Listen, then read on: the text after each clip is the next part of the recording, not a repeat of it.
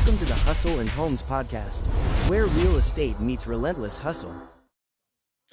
Hey everyone, welcome to Back to Hustle Homes, episode 12. Today we've got another powerhouse duo in the room, Doyle and Sharon Niles, the team behind C Homes. These two have carved out their own lane in the real estate world. And we're diving into their journey, the challenges, the wins, and the lessons they've learned building C Homes, plus what it actually takes to run a real estate business as a partnership. So let's get into it. So how did you guys first get introduced into real estate? Well, that happened quite a while ago. We bought our first property in Holland. I don't know if you remember that, Sharon. I do.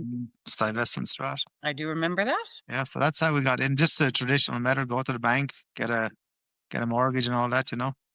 Mm-hmm. But that's so. Was that for? Did you guys rent that one out, or was that like a fix and flip? No, We rented it out for a little bit.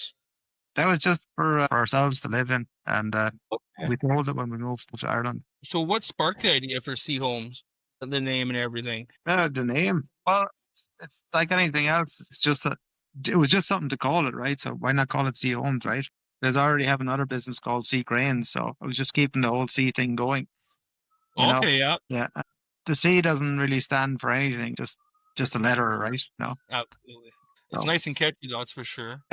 and yeah, no, it's really good, and everyone's had an input. Like Emmett, is our youngest son, he actually designed that logo and stuff that we have that we're using, so it's pretty awesome. Nice. I don't know, But just- the real question when we started into real estate, not just buying for ourselves, that was probably 4 years ago when we bought 2 rental properties in Lethbridge. and how was that market like? Was it pretty fast moving? It was actually pretty good. We bought at a really good time because, was it 4 years ago, Colm, or 3 years? I forget.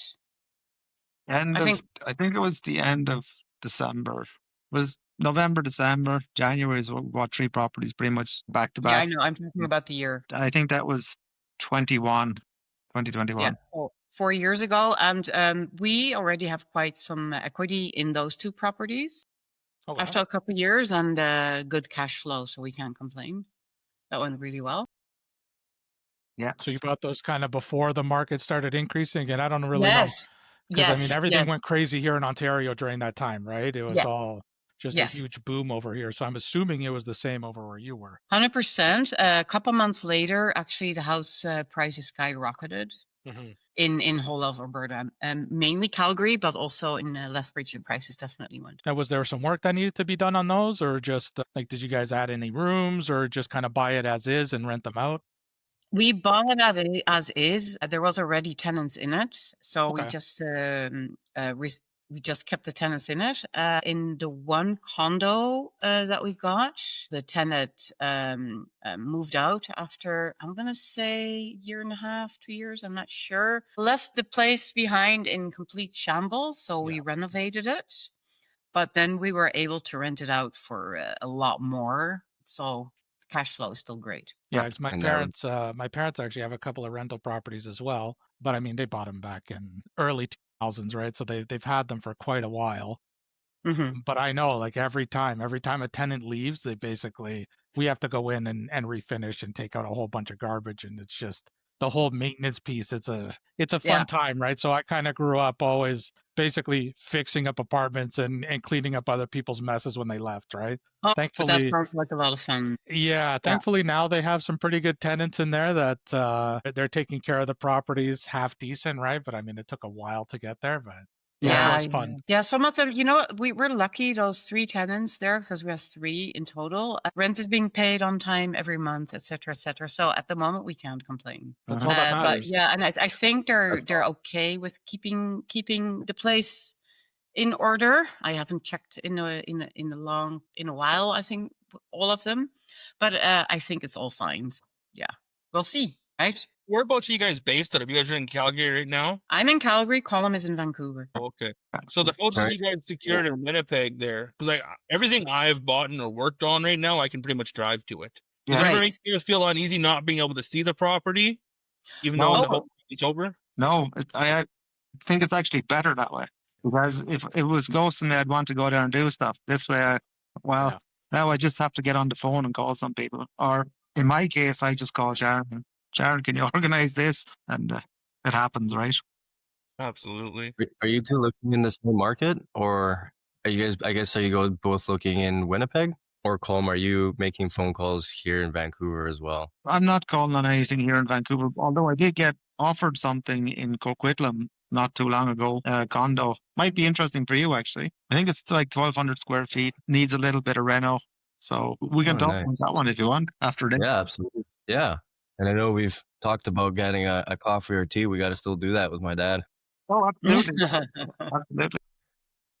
Yeah, that would be awesome. I guess, yeah. So I think you shared before, you kind of got Sharon into this, but I guess, how did you find Ben originally? Was it through social media, or I guess, right?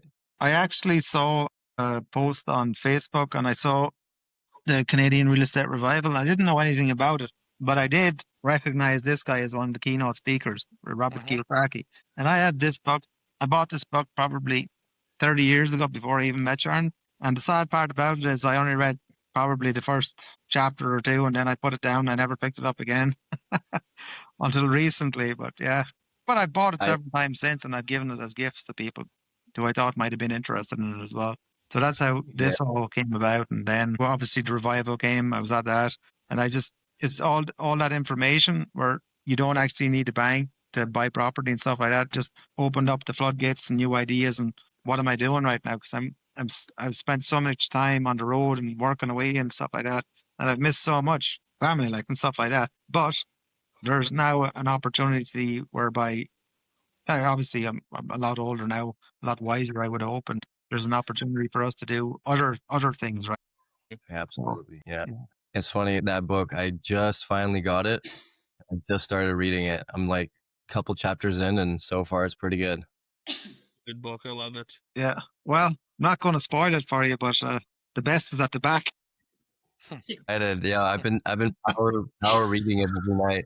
As soon as I put the kids to sleep, I'll just, as they kind of doze off and fall asleep, I'll be reading my book next to them until they fall asleep. But usually Yeah. get like a chapter or whatnot every night. So yeah, I've been waiting to get to that book, and so far it's been pretty good. I wish Yeah. I got to it a long time ago. Yeah. Well, You're still pretty young, Santiago. well, I look. there is no time like the present, right? Whatever's gone is gone, right? None of us have a hope of changing that, right? So it's Yes, always exactly. forward motion, right? Looking looking at what you can do, what you can achieve, and this year has been tremendous for growth and knowledge, gaining knowledge and stuff like that. But next year is going to be a growth year in actual acquisition and stuff like that. I'm very excited for next year. Very, very excited for next year. Yes, same. Yeah. So what are you guys' goals, or how does like the business look like, or what do you guys envision in the next year or two? Personally, I'd like to add at least one property every month to the portfolio, minimum. If we can, and obviously it's going to come in stages where you might hit 2 or 3 or 4 in quick succession, and then you might have a blank spot or a barren period where you might get nothing for 3 or 4 months, and then you might get another 1 or 2. Optimistic to get at least 12 into the portfolio, and if we have the opportunity to make some cash along the way, then that's what we'll do. What do Yeah, you I think? think Brad? that's one thing we've kind of been stressing a little bit on here too, is that, everybody's kind of scared right now. Money's not moving like it used to. So they're a little bit worried. Oh, housing prices are going down, the market's going down, investments, especially. I'm sure you guys, I try not to pay too much attention to the news. I don't really care. Right. I don't. It's all a lot of doom and gloom, especially here in Canada, in Ontario, Vancouver, BC, all these different markets. But really, we should be really focused on acquisitions and acquiring properties and using money at this point, right? Especially when there's a downturn. There's a lot of deals to be had out there, right? A lot of people, they're worried, they're trying to get out of the game. I mean, I know there's a lot of people actually leaving Canada and moving down south as well, right? Just because of what's going on. So there's actually quite a bit of opportunity, even here in Ontario, that I see. I mean, as far as cash flowing properties, unless you're going to go up north, where the bears are, where basically nobody lives, you could probably find some cash flowing properties up there. And where I am, Southern Ontario, it's a little bit tougher unless you're going to add on some additional units, put in a basement apartment, do that sort of thing, do a little bit, a little bit of renovation, a little bit, obviously more capital expenditure, but it could be worth it. But like I said, just with what's going on, a lot of people, they're just worried about where their dollar is going to go, and they're more just focused on basically saving and just weathering the wave right now. Whereas, we, at least part of this community and what I've been learning, right? Because I've been in the program for about 4 months or so, maybe 4.5 months. So I've done a lot of learning as well, right? And now's the time not to worry about it and try to grab onto as much as you can and as many deals as you can right now, right? And just kind of acquire and sort of build from there. Yeah. So I'm actually super excited for the next year, the next couple of years, especially, if things keep on going down, I don't even see it as a problem. I'm happy if it does, because there's going to be even more deals out there and I can get things for cheaper. Yeah. Exactly. And if you wait long enough, it'll go up again. That's the thing, right? Yeah, like that's just the thing. There are so many options. You can fix and flip it, but you can also, if it's has good cash flow, just hold on to it for a couple of years and then sell it maybe then. That's Well, my That's one of the reasons I like Winnipeg is because you got a very affordable market in there. You can literally Yeah. buy a house for $150,000 and it will rent in that 1% rule where you'll get $1,500 a month for it. So that's worst case scenario if you can't turn around and sell it. And yes, I know these properties are not going to appreciate by a lot. At the end of the day, if you hold them for 5 to 10 years, the tenants will eventually have paid off that mortgage, right? yeah. And then you can turn around and sell it. See, I want to try. Or beforehand, right? It's just opportunities. It creates opportunities when you have that. That's what I think. Yes, I agree with that. Yes, 100%. Absolutely. Like the market I'm at right now, if Shellbrook has a property, it's got 11 bedrooms in it. I think they're asking $100,000 for it. And I see Brandon Turner keeps talking about pad splits. They rent by the room instead of renting by the suite or the house. Thought about trying to give that a shot because, in Saskatchewan, there's a lot of that 1% rule. And some of them are even the 2% rule. Yeah. Like these properties I'm finding here are dirt cheap and they're great flips. And surprisingly, the growing rate, like even in Prince Albert, I think in 1 year it was up 8%. So it is growing pretty fast. And at my age, my goal within the next year is to hit $1 million in equity. If you get 10 houses to push the value up to over 100,000, you just need 10 houses and you're pretty much at $1 million, right? Yeah. So that's kind of what my goal is right now, is to buy and hold for a few years until I find something better so I can sell them and get bigger and kind of expand that way. Yeah. Oh, no, that's I'm following a pretty similar strategy. Yeah, like 150,000 if you can get them there. Perfect. If you can get them for less. Perfect. But I do tend to look at the rental thing as a primary guide. If the rent for what I'm paying for or a little more, great, because I think that is I think it's the safest option. Yes, I do understand that there's other ways to make money in it, but I do tend to look at that as one of my safest strategies. Absolutely. So, So we're about to close on our fourth one in, what is it? Regina. Oh my God. 2 weeks, 2.5 weeks, right, Colm? Congratulations. That's the one in St. John's in Winnipeg. Correct. Yes.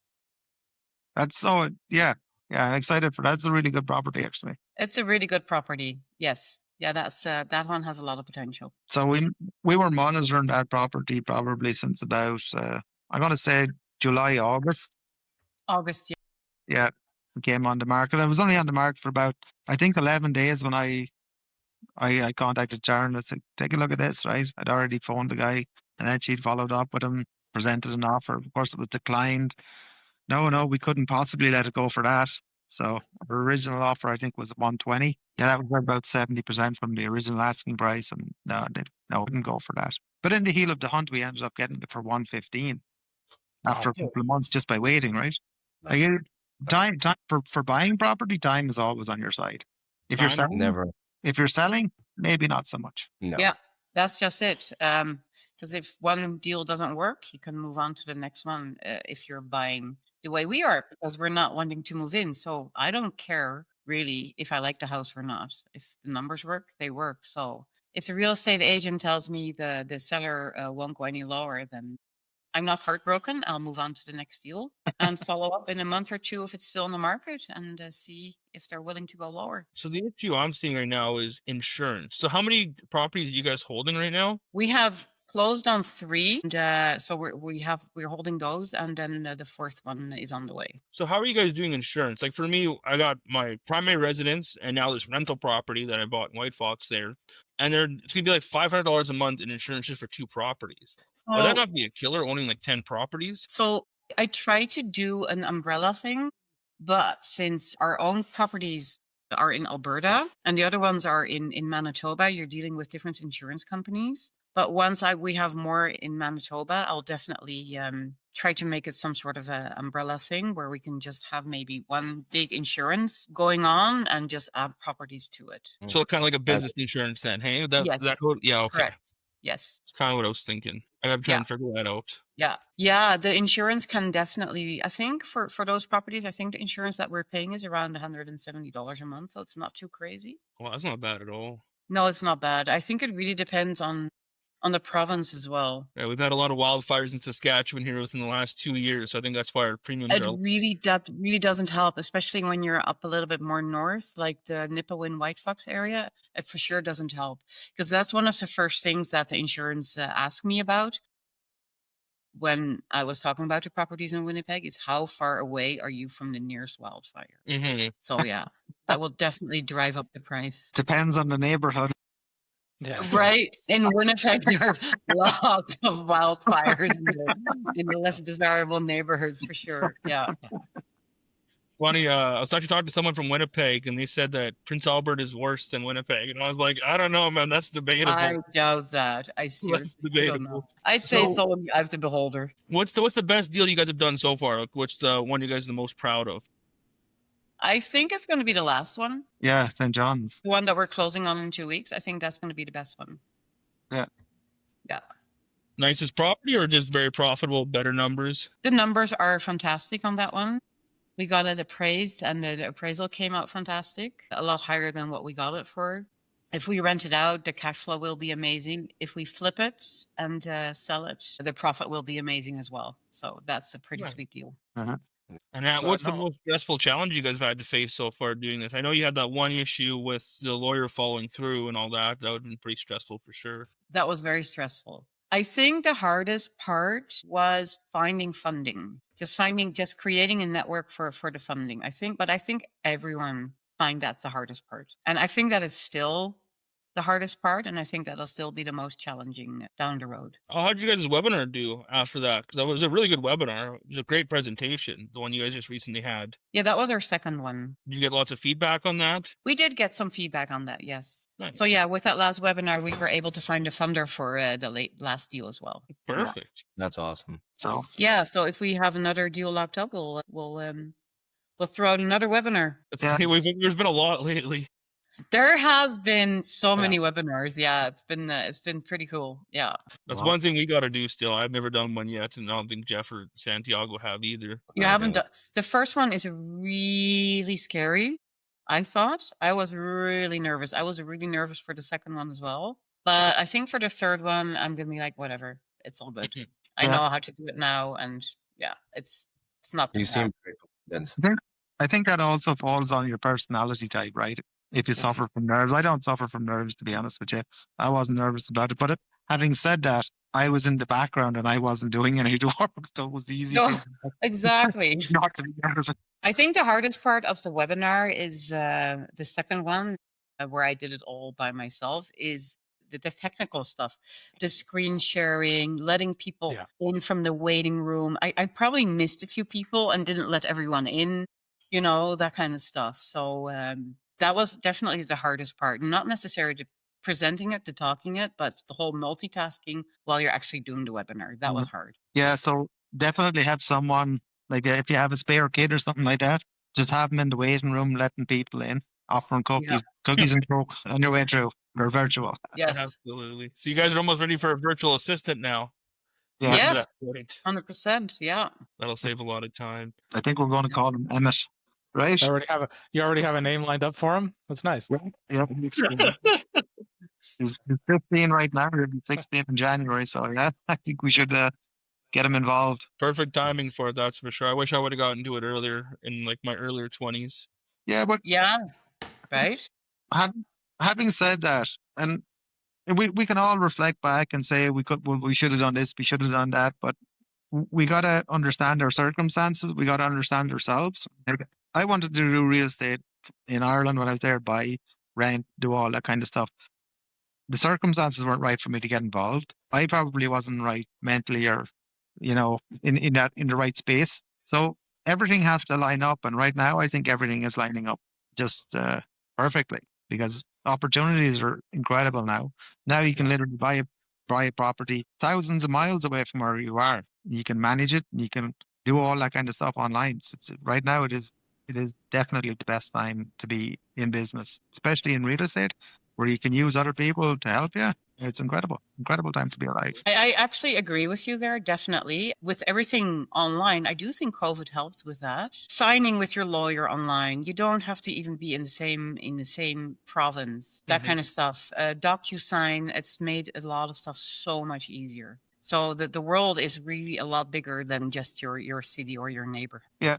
So and that's only really progressed into this situation in the last 3 or 4 years, I think. And because when we bought those properties in Alberta, I was working in London, Ontario, and I was going down to the Scotiabank, signing the papers there, and then everything be couriered wherever it needed to go. Right.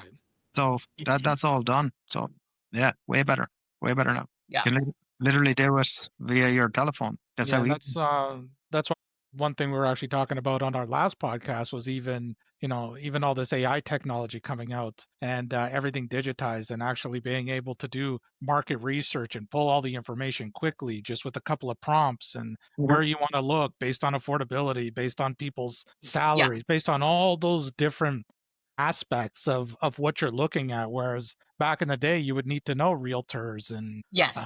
you would have to have these connections to really pull all that information. Where now Yes. everything's at your fingertips. Yes. You can open up an LLC, a business. You can get the whole structure. You can find your leads on there, right? Okay, here, give me, like I'm looking in Jacksonville, right? Okay, give me 15 wholesalers in Jacksonville. Right? Those are potential buyers for properties and for deals, right? Even with PropStream, right? You have all the information. You have all the information of the owners. You have foreclosures. You have just basically everything. Well, that's the US. PropStream, of course, is not in Canada. Yeah, but I wish see, we had but I mean, something like that. we have House Sigma, right? And you see that starting to But shift House up Sigma here is too, only right? for 3 provinces. Right. But like I said, you can kind of you see that technology sort of shifting up to the Canadian market as well, right? Because I mean, Yes. in 5, Yes. 10 years, it's going to be just like that, I right? We're think going to so be too. very much Yeah. connected, right? So it's just like I said, the openness of what you can do and what's out there, and like I said, advertising on Facebook and finding those leads and finding buyers, finding lenders, finding whatever you want to do, right? And basically free advertising. Like it's stuff that wasn't possible 15, 20 years ago that you can kind of take advantage of now. But in some ways, that's overwhelming, right? All that Absolutely. information. Yes. Absolutely. It can actually slow you down. Yeah, true enough. You get into like analysis paralysis and you basically start overthinking things, right? And it's that sort of that shiny, look over, oh, this looks nice over here, right? That it doesn't help your, if you have some sort of ADHD and you don't have that focus, Yeah. right? It definitely doesn't help, right? But if you stay on top of it and you can actually utilize the technology to help you with your processes and help you streamline and help your business, right? It's an amazing tool. Yes. There's no excuse for you not being able to gather most information that you need. Yeah, I agree with that. Yeah. But that's the issue I have now is staying focused. Like, if I got one deal locked up, that's the only thing I focus on, and I'm missing, I know, a lot more deals because there's not many people in Saskatchewan doing what we do already. So there's so many opportunities here. Yes. And like you said, off-market leads. I've been posting on the marketplace in Saskatchewan here, and I'm actually pulling quite a bit of off-market listings, like off-market properties for sale, just by putting that out there. So, I mean, it does help quite a bit. And then the other nice thing is the community means everything. There's a lot of help with the community that we have. And it feels like I've known everyone for a long time, just like you two. I feel like it's been a long time when we know each other for. But yeah, it's crazy how much of a difference that makes, having the same like-minded people helping you push forward. Yeah. Oh, 100%. You learn from each other as well. And that's the benefit of it because what one person will be strong in, the next person is going to be weak in, right? For me, I never thought I'd be a person that would like to talk. I actually kind of enjoy talking, to be honest with you. But I wasn't, for the longest time, I just stayed back out of the way and just watched conversations happen. I'd have the odd little thing to say and then I just stay quiet again, just soak up the information. But information is key, right? And the correct strategies on top of that and how to utilize the information is way better. So once you have a refined process, which is what the coaching actually helps, is look in this direction, look in this direction. That's just noise over there. Don't pay attention to that. focus on what you want. Once you do that, and then just have a refined, like I said, a refined process, and then just go through it step by step. Yeah, so I guess that's one question that I had for you guys as well, is that, how do you stay organized to basically stay on top of those follow-ups to make sure, because I mean, you said that you've basically been working on some of these deals since June, July, right? And then they just came down the pipeline now, and you're actually getting them for cheaper than you had originally offered, right? Yeah. And again, that obviously comes from sticking to your process, obviously sticking with your parameters and what you want to do and staying organized, right? And like I said, Oh, it's all timing as well, right? So, Mhm. like, if you have a property for sale, and we could have a property for sale at any moment in time, right? But your circumstances that you're faced with, like, puts pressure on you, which might try and force a sale. Then you have to, and like, if you're desperate, yeah, you might have to sell, and that you might not sell it for the price you want to sell it for. You might not be able to wait. There's an opportunity there, but for a lot of people, I think the buyers are scared. There's a scarcity of buyers right now. Yeah, that's true.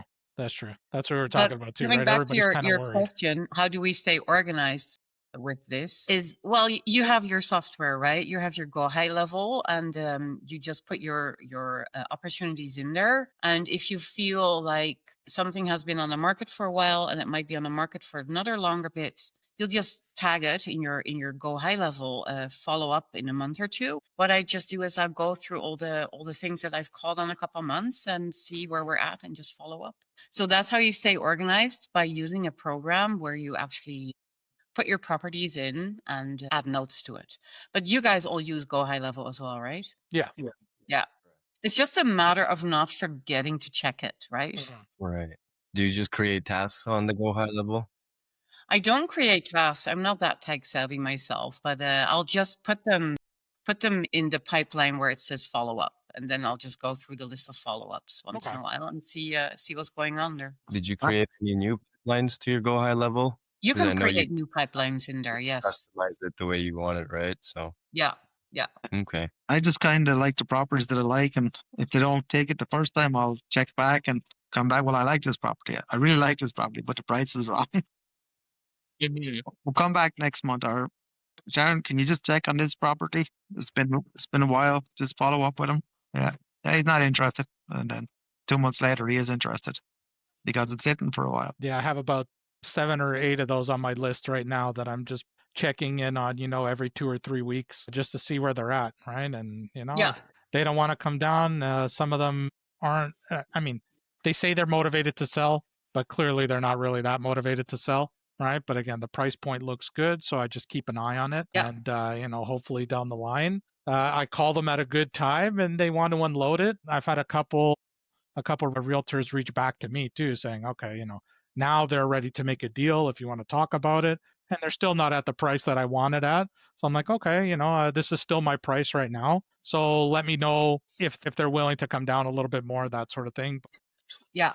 Again, that all comes with just picking up the phone and being consistent and making those calls. So do you find, I guess at this point where you're at, are you spending more time basically following up on your leads and keeping them warm and seeing what's happening rather than populating more leads? Or is it kind of, sort of 50-50? What's your main focus right now? I think for Colm, it is creating more leads, and I'm more following up. Gotcha. I think there's a bit of a task division there. Yeah. Okay. Colm is good in finding new leads. He's really good at that. And he's very good in making the discovery call. And then I'm usually the one who follows up. You're the closer. You're the closer. I'm Yeah. the closer. Yeah. Clearly, because I mean, you guys have been killing it. So that's why, that's why we wanted to have you on here, because we want to really showcase the people that have had success and that are really, you guys are putting your money where your mouth is and you're doing the work and you're getting it done. And, it's inspiring for the rest of us who haven't gotten a deal yet, but we're working on it, right? Well, Yes. here's the thing, right? Like, we're all in different time zones, right? Different provinces. Right now, I'm in BC, Sharon's in Alberta, Matt is in Saskatchewan, you're in Ontario, right? I'm actually looking at properties in Alberta, Saskatchewan, and Manitoba all the time, and I come across fantastic things. But there's I don't, like, I'll scour when I go onto the computer. I'll scour the internet and I'll look at it for hours. This is good, this is good, this is good. And I'll mark them or I'll write them down. But I don't put all of them in because I just haven't got the time. Right. And Sharon hasn't got the time. I could literally this weekend add another 150 properties. Take care of all this next week. Yeah. It's insanity, right? But that's how easy it is for me to find them. And I'll pick up the phone if they answer the phone. We'll have a chat. I think I'm pretty reasonable on the phone. I don't always ask the questions that I need to ask. I'm very good at building rapport. Mhm. Sharon gets frustrated. Did you anchor a price? No. But I told them my operations manager is going to get in contact with him the next couple of days. She's extremely busy right now, but she will get in touch with you. She will reach out. That's what I say. Yep. That's a And it system. works. It actually works like this. So Yeah. Yeah. So what's your guys' buy box? Do you guys have a direct buy box, or like for me, it's whatever's cheap, whatever I can rent out and grow with, I go for. same. I'm willing to look at any market as long as it's a market, not only cheap, but it also has to be a market where the population is growing or at least not declining and stuff like that, where Mhm. there's a strong rental market, where houses are not on the market for too long, and where rental vacancy is not very high. Mhm. I'm literally looking at everything. Same. Everything. Right? For the last couple of months, well, the last 2 months probably, I've been looking at multi-family units, like anywhere from 4, 6, 8 to 30 plus units, 45 units. I've been looking at them all. See, because I know someone, like if they're for sale, someone's buying them, someone's selling them. So why not? Absolutely. Or even if you just Right. facilitate, right? There's opportunities there. I don't need to make lots and lots of money off that. But if I can facilitate someone, it'll come back in kind, I believe, in the future. Yeah, absolutely. And again, that's that whole mentality of abundance, right? Just like you said, I could be populating 150 deals constantly, right? There's just houses out there everywhere. Right. Yeah. And I Yes. guess, what would you tell people when they tell you, oh, there's no deals to be had out there. I can't find anything out there. Where are you finding these deals from? What do you do? You're literally tripping over them. Like Well, the thing is, you gotta be comfortable looking outside of where you live. Yes. If you're going to be focused on your own town or city, then it might be a little bit different. Mhm. To find good deals, it might be a little bit harder. But if you're willing to look in different provinces or even different countries, like some of you guys do, then definitely the world is at your feet, pretty much. Right. I kind of Absolutely. want to see Sharon make a call down in Arizona. Sorry, I wanna- Santiago. I want to see you make a phone call down in Arizona and I don't tackle one know. of the. I find what I've heard so far, and I've made a few phone calls. Those real estate agents I find in the US are a little bit tougher to deal with. Is that right? They're rude. Yeah, it is. I think I've noticed that.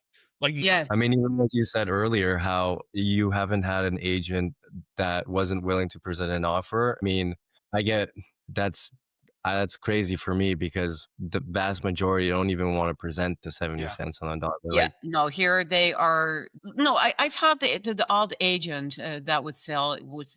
I've had them once or twice. They would laugh at me or yell at me like you're trying to lowball me or whatever. So yes, they wouldn't present the offer, but at the end of the day, most are willing to, and most are also willing to put in the work, right, to represent you at the same time as they're representing the seller. Never had issues, so maybe I was just lucky. I find it based on province too, though. Like when you call an agent from Calgary, they can be pretty arrogant sometimes. I But agree. when they're desperate. They are definitely more arrogant in Calgary. I find in Winnipeg so far, most of them are just, Glad to be you know, alive. easygoing. Just, they'd nearly invite you over for beer. And yeah, Absolutely. depending. Yeah, I agree. In Calgary, they're a little bit tougher. Yes. Yeah.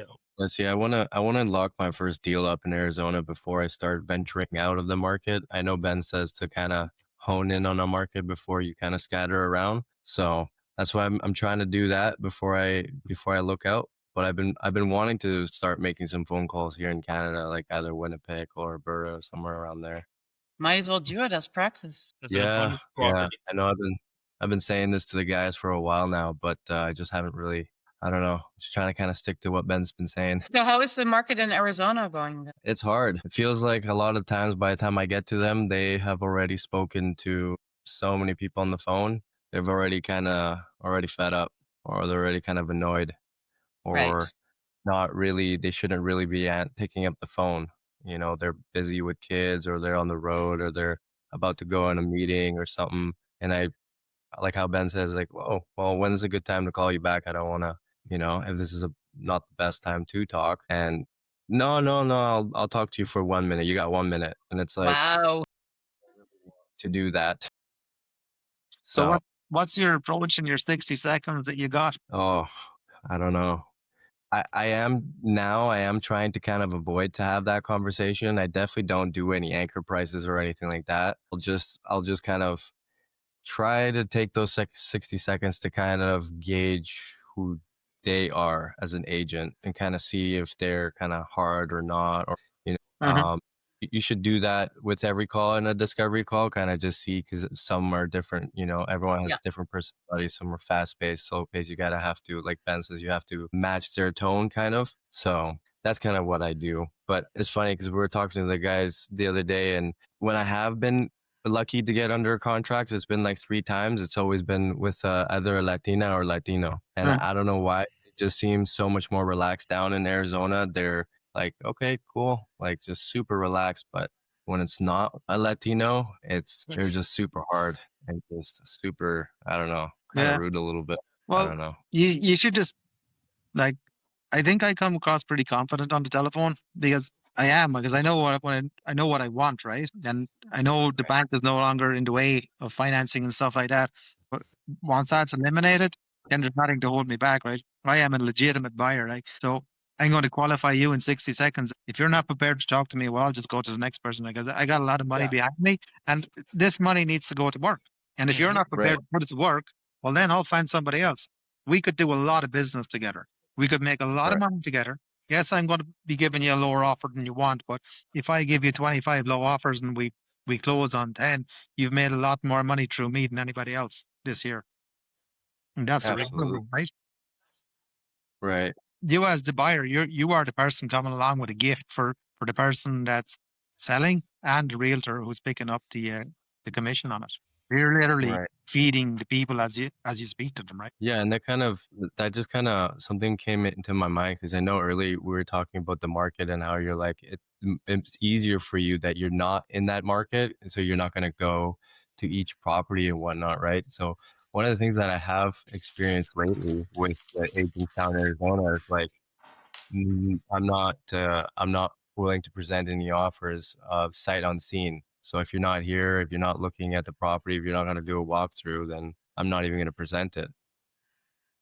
Yeah, but it's easy to get somebody to do a walkthrough for you on your behalf. Right, but even at that, it's like I don't want to bother. Let's say if I wanted Andrea or Ben to go do a walkthrough for me, or get somebody else to do that, it's, you know, I'm not gonna waste their time to go do a walkthrough if we're not even aligned on price, No, right? 100%, I 100%, agree. Yeah.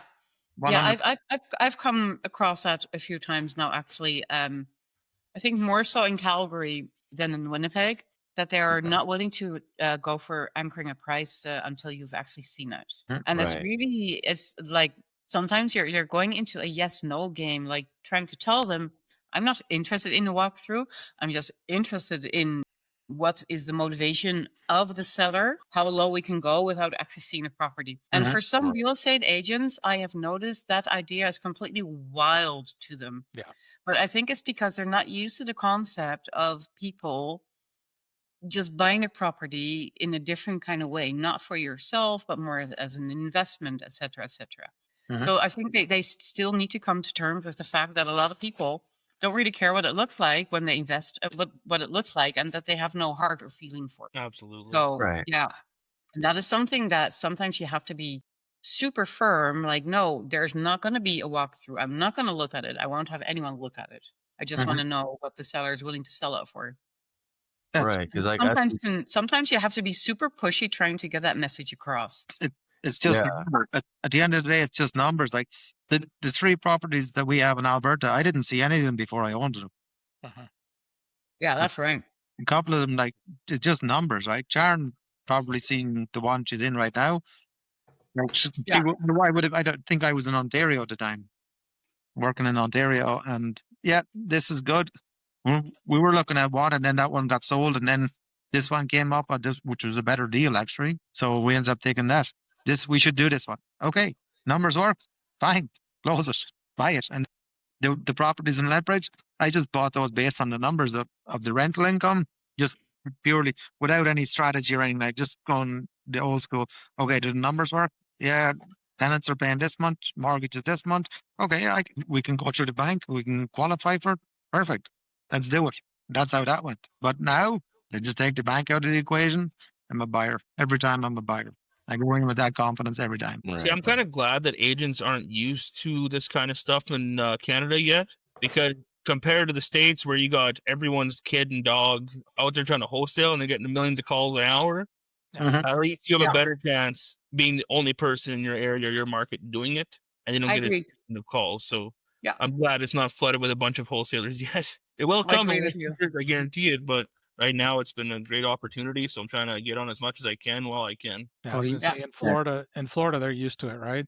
You know, there's tons of people Yeah, buying yeah. from out of state and from out of country, right? A lot of Canadians buying down there, right? So they just go based on the numbers. So the real estate agents, they're already used to it. I mean, we bought a little condo in Fort Lauderdale area. It's basically like a little vacation spot that, you know, we go down, the family goes down when they want to go, and we bought that thing sight unseen. Right? We had some pictures, and then we kind of dealt with it afterwards. The price was good, right? We couldn't really pass up on the offer. And we went down, and it was in a little bit shittier condition than what we expected, but that was fine because we were fully expecting going in there and renovating and cleaning it up anyways, right? So Yeah. I said and they were already used to that, right? There was no questions asked, anything. It was just, okay, you have the cash, you're willing to buy it, you know, let's make this deal happen. That's it, get it rolling. And then we flew down there for about 2.5 weeks, me and a cousin of mine, to go and basically renovate the whole thing, which is not as hard in 120 square foot condo, right? You know, you can knock out a lot of work in 2 weeks and get that done. Yes. Absolutely. Absolutely. Yeah, and everything's concrete down there, right? It's like structurally, it was already fine. It was basically new kitchen, floors, you know, washer and paint. Yeah. So there's a lot you can do in 2.5 weeks. Whereas a home that you have to do some other things, you know, if you have to rewire or put a roof, or, you know, the foundation work needs to be done. You need to do some waterproofing, you know, that sort of thing. There's a lot more involved with that. But yeah, like you guys are doing, right? As long as the numbers work out and you kind of Yes. factor all that in, just buy Yeah. it. All right, just buy it, and then you deal with the rest afterwards, right? There's always going Yes, to be exactly. headaches to deal with, right? There's always going to be problems that you're going to have to solve, and the more you Well, do it, the more you get used to it, and you just get more comfortable with it, is what it is. exactly. And nothing ever is easy. If you want to No. make money, it's never going to be easy. It's never going to be you just lying back and doing nothing. Mhm. So you're always going to come across hurdles and all that, but you're going to learn to deal with it. Right. Absolutely. So how do you Like, I've been dealing with how do you find making calls now? Are you a little bit like from where you started making calls and talking to the realtors and negotiating to where you are now? Big difference? Like any hesitancy at all, or you just now it's just like second nature? You just get on the phone and do what you need to do. None. No, because I usually look for properties with one picture. Yeah. If I they love have those ones. if I they have love those ones. Yeah. one picture, then I'll look at the description. One sentence. You're for me. Yeah, absolutely. My Absolutely, yeah. question is then, well, is found your listing and it looks like something I might be interested in. What can you tell me about this property? And then I just wait. Yeah, because I See, I find find that's a lot of the down in Arizona, hesitancy, people right? want to answer that. Yeah, with like some of the new people that are coming in, right, and that are just kind of joining on, they're always worried about just picking up the phone and talking to these people. Like Yeah. there's, So yeah, yeah, I thought in the beginning that was definitely it was daunting. I also just didn't want to be a bother. I didn't want to bother them. I was afraid of coming in with low offers, and another one is a low amount of deposits and Yes. stuff like that. Because that's another thing, right? A lot of them Yeah. want a higher deposit. And yeah, in the beginning, I felt like I could have been bullied into putting down a higher deposit. And now I'm like, nope, this is all I'm going to give you and take it or leave it. So confidence has grown, and also just standing my ground, just staying firm with what I believe is for me the right way to make it work. And I'm sure the 30-day challenge really helped you out as well, right? Yeah, it did definitely help. Yes, for sure. Yeah. Yeah. Yeah. I'm But the phone excited for. calls definitely, yeah, it's gotten a lot easier. It's yeah, they're only people, and at the end of the day, they're doing their job. I'm trying to make stuff work from my end, and I'm not bothering them. It's their choice to become a real estate agent, so that's what their Yeah. job is, dealing Well, you're with working people. on your business, so right? Yeah, You're working yeah, on your own business for sure. 100%. Like their job is to sell it. Our job is to buy it. And we just got to find That's common ground, right? You want yeah, 150? I got 100. Come on. yeah, exactly. We'll meet you in the middle. Okay, 115. Good. So, That's what's the best piece of advice you guys have ever received? the best piece of advice we ever received. For me Yeah. personally, you don't need a bank. Get a deal. Yeah, yeah, The best piece of advice I've ever got. You do not need a bank. You do not need to be qualified. You just need to find a good opportunity whereby you can split that opportunity or share that opportunity with somebody else, and everyone can make money together. What Absolutely. I find is the best piece of advice. I'm gonna say the same. Yes, yeah, yeah. I'll agree with that too. I mean, my both my parents are immigrants as well, right? So we always have that mentality, and we kind of harp on this almost every episode too, right? It's just if you don't have the money, you don't buy it, right? And just that whole same routine of getting a bank approval, don't take on any debt that you're not willing to pay. That debt is bad and all that. Where it's really that mentality shift that debt is fine as long as you know what you're going to do with that debt to make more money, right? It's exactly. it's using that money, using that leverage to send it out, like Ben says, as soldiers to go capture more ground, more money, right? To bring in. And then as long as the numbers and the levels work out, you're always going to be up at the end, right? So like debt is not something that you should be afraid of. If I agree. anything, you should embrace that leverage in what you've done and how to use debt appropriately. And this kind of sets up that plan of how you're going to use that debt to bring in more capital, right? And basically progress down the road. Well, it's very simple. How I take a look at it, it's like this, right? The bank always, you always have to qualify. If you're receiving funding from a bank, you always have to qualify. They don't look at the property or what you're buying. They just look at you and your income, your personal income. But they completely disregard the value of the property or the Yeah. opportunity you're trying to acquire. And on the private sector, it's quite the reverse. Like I almost feel like it's communist, like the bank is a communist regime in some regards because they're dictating everything, but they have absolutely no say in how it's going to be paid for afterwards. So when you go to the private sector for funding, you say, "Oh, got this. It looks like a really good idea." You're putting that opportunity in front of other investors who are not foolish with their money by any stretch of the Yeah. imagination. They're going to look at it, what you present, and they're going to ask questions. And they're going to find out if it's bullshit or not, just by asking the questions or just by looking at the numbers that are being presented. If they're if they're an investor that's been doing this for a while and they see the potential, you will get funded. Yes, it'll cost a little bit more, but it's all in the negotiation at the end of the day. Whereas the bank will just look at you personally. It might be a tremendous opportunity and to just close the door on you because your income says you already have a number of properties. We don't want to give you any more based on your income. And it's a bit of a crime, to be honest with you. Yeah, I guess Yeah, they just weren't designed, right? They weren't designed to do that. They're designed to give their consumer loans and their personal loans, and yeah, basically you're using the people as a leverage rather than the assets and the income and the potential equity growth and all of that stuff, where that's where investors looking, where a commercial bank is it. I said, like my folks have they have a couple of properties, they got tons of equity. They can't qualify for any more bank loans or anything like that. They're already fully stretched. The banks won't give them any more money, Yeah. even to get a line of credit when they have tons of equity. They made yeah. them jump through hoops, right? Whereas again, they didn't understand this aspect of there's a whole different pool of money and pool of investors and things that you can do rather than the banks, right? Because that's all we're taught. That's all we're taught is you get your mortgage, you go to the bank, you pay off your house, and you're happy, right? Where really, if you want to generate any sort of wealth or leave something for your kids for the next generation, that sort of thing, right? It's not going to be through the banks, right? all these wealthy people, they're not going through the banks. They're not getting rich through the banks. No. Even when you do go to the bank, you're still using other people's. You are, yeah, absolutely. Absolutely. There's just way more restrictions on it, right? And they're the ones profiting more of it. Yeah. Yeah.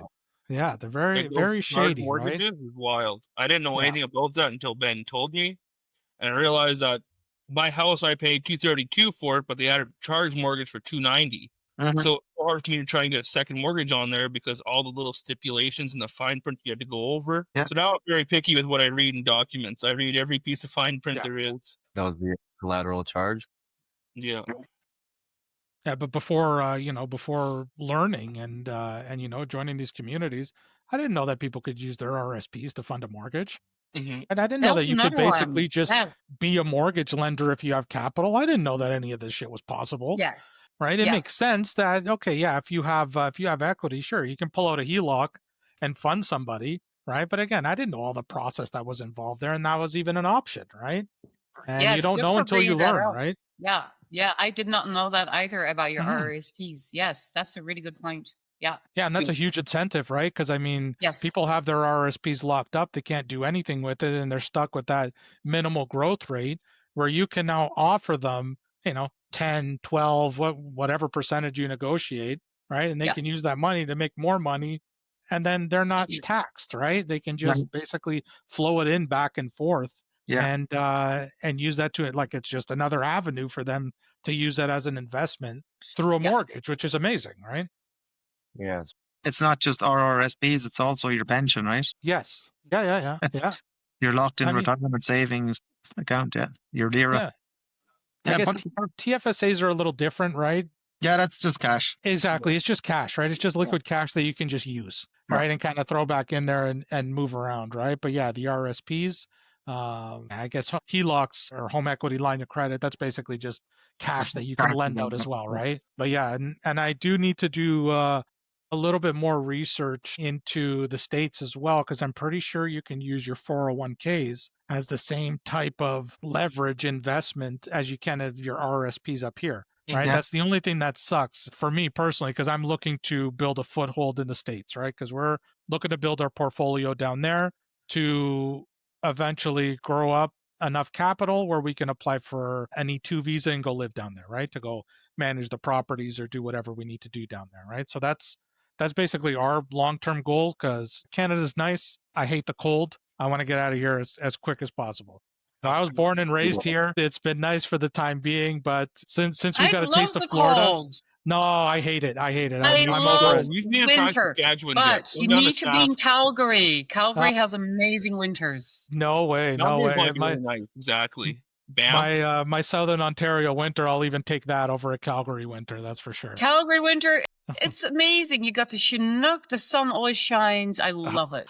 Now, do No, you guys miss no, the no. Saskatchewan winter and Nipawin and all that? Minus 40? We were there for 6 winters, 7 winters. That's horrible. I know isn't the it? winters in Saskatchewan. I can still feel it in my lungs when I take a breath. Yeah, it's brutal here. I'd be so happy even getting into Calgary, Alberta. Oh man, it's the America. winters here are freaking amazing. Mm-hmm. Yeah. Yeah, I think for us too. Yeah, one, it's the we like the warmth. We want to be down in the southern United States, and two, Right. it's their whole mentality around everything. There's a little bit more freedom on what you can do. There's a lot of there's more opportunities, right? There you can Better really firearm laws. Just throwing a that out lot there. better, a lot better. The gas prices are a little bit lower, right? There's a bunch of different advantages, right? Advantages and disadvantages in living in either place, right? But we just, Yeah. we've always liked that American mentality and just how they do things, and they America. really value freedom and personal responsibility and that sort of thing, really over anything else, right? Where Canada's a little bit different. We're a little bit more. We're a mix between American style and European style, right? It's a little. Which I like. Yeah, Which I it's really like different. because maybe Yeah. because I was born and raised in the European country. hmm And yeah, I actually feel Canada is freer than the United States. I But don't this know. is it Yeah, really depends I on don't who you know. Like look I at said, it. it's just different, right? It's just Yeah, it's just 100% different. different. The Yeah. mentality is different because I'm actually a dual citizen as well, right? So my parents are I Portuguese. have American passport. Yeah, I have EU passport, right? So I have Portuguese citizenship as well. right? So I kind of I understand the, again, Holland and even Ireland are a little bit different than Portugal too in the mentality, 100%. right? The Yes. Mediterranean, the south Completely there, different. they're a little bit more laid back. They don't like to do too much work. They just like to enjoy their cheese and their wine and not do too much. So That's so funny. there's not as much progress down there. Yeah, there is no such thing as Europe because all the countries are so It's different. very different. And I love to go visit there. Don't get me wrong. I love visit. I don't think I could live there. There's no way. I'm too accustomed to sort of the North American style of doing things. Yeah, I can see that. I've only been to Vegas. Otherwise, I've never left Saskatchewan. Besides, I went to Calgary, like Alberta, and BC, but Vegas is the only place I've ever been outside of Canada. Like a true Saskatchewanian, right? You've been to Vegas.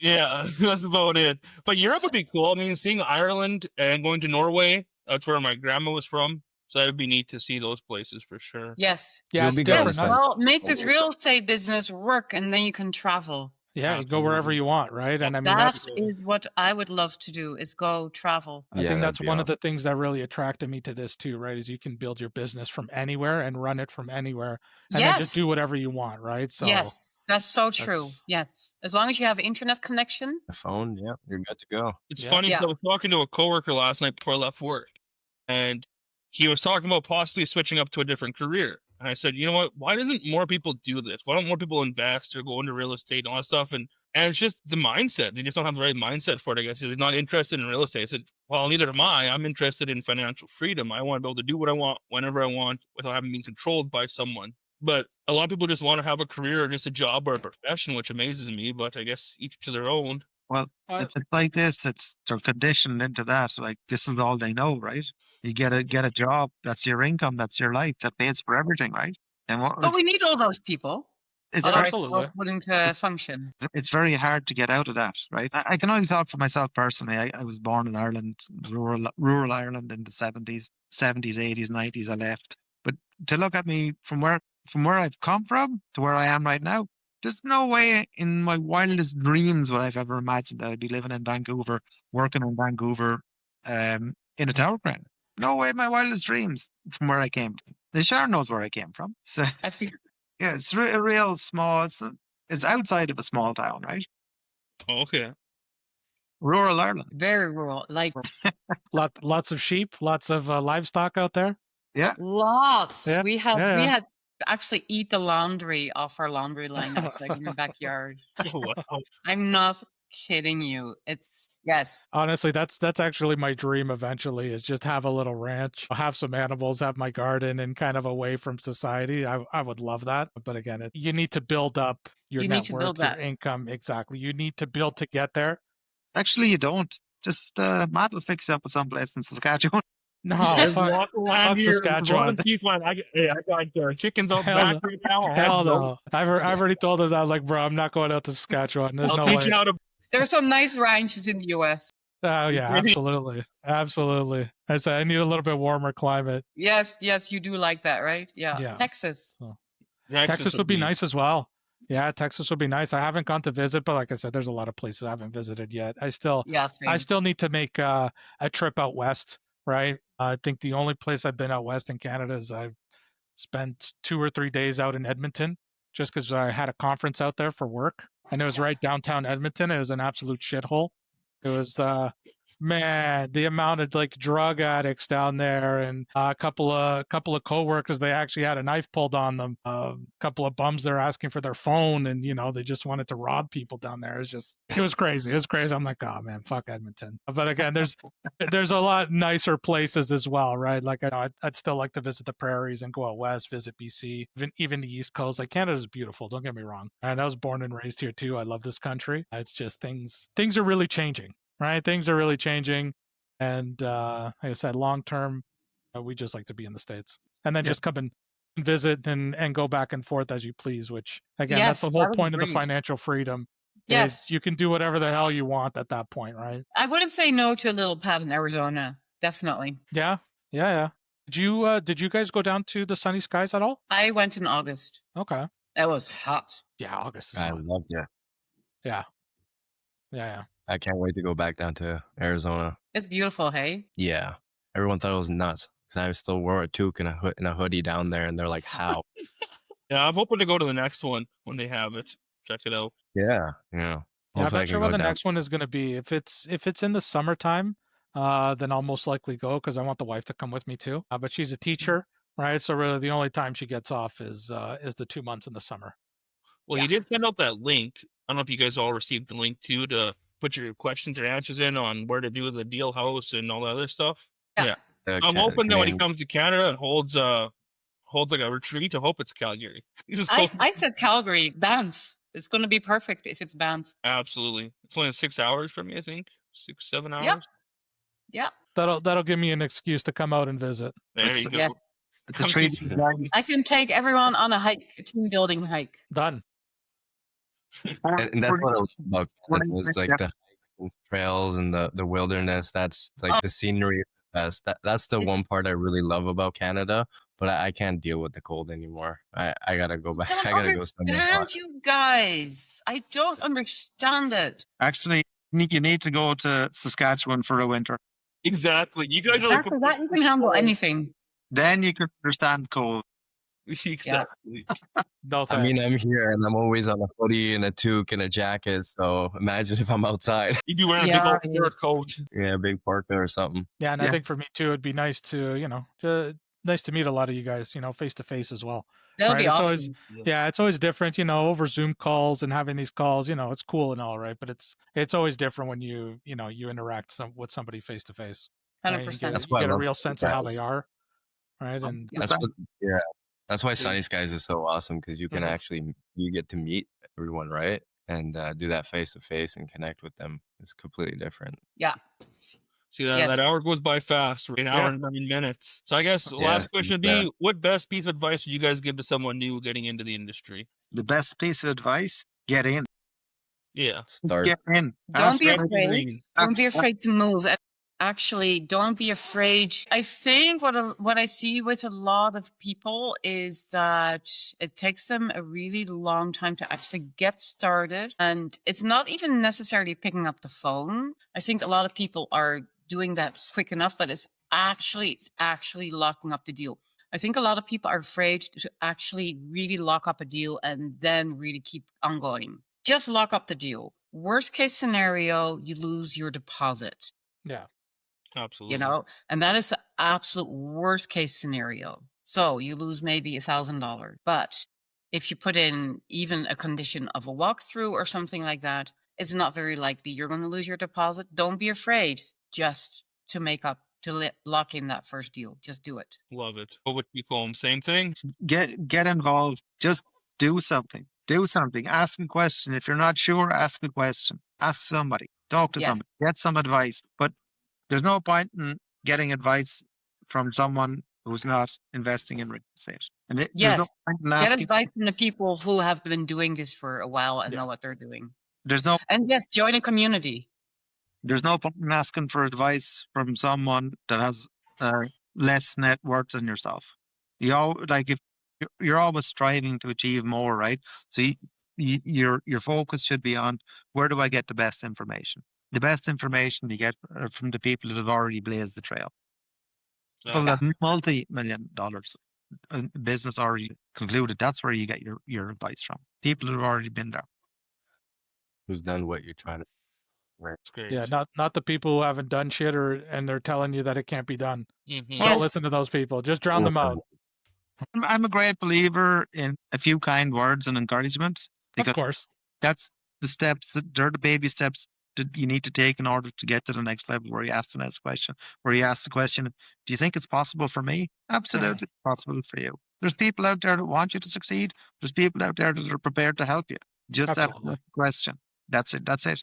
Don't be afraid. Put your best foot forward. That's it. Go for it. Perfect. Well, Colm, Sharon, thank you so much for being with us here today. Your journey with C Homes is proof that when you mix passion with partnership and a mission bigger than yourself, you can build something special. And for everyone listening, make sure you guys follow C Homes, stay connected with their projects, and tap into their knowledge they're dropping. And if you got value from today's episode, share it with a friend, drop a comment, and hit that follow button. As always, keep hustling, keep building, and keep closing.